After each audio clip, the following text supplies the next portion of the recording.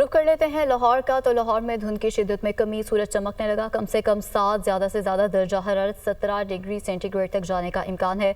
Motorway M2 और Lahore Sialkot motorway को traffic के लिए खोल दिया गया है। मजीद क्या सूरत हाल है बताएंगी सामिया सईद।